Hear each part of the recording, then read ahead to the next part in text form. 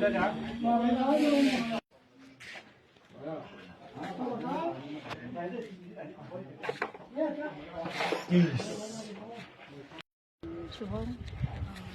다시 부리지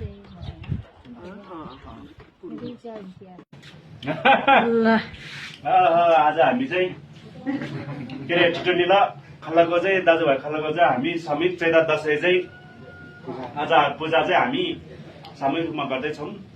करिब करिब सक्यो, पूजा पाठ चाहिँ सक्यो। अब फेरि खानपानको लागि पनि हामी तयारी गर्दैछौँ।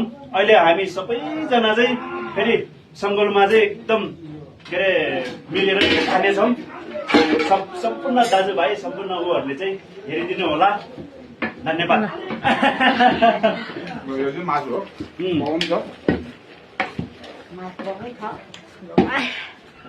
एउटा कुरा चाहिँ कस्तो भन्दाखेरि हाम्रो सिङ्गापुर पुलिस रिटायरवाला हाम्रो मेघबहादुर माइला धनमान घडीले चाहिँ दाजुभाइको लागि भनेर चाहिँ एक्स्ट्रा फेरि 6000 को मासु किनेर चाहिँ यहाँ सामूहिक रूपमा चाहिँ सबैजना खाने भनेर चाहिँ स्पोन्सर गरिदिनु भएको छ।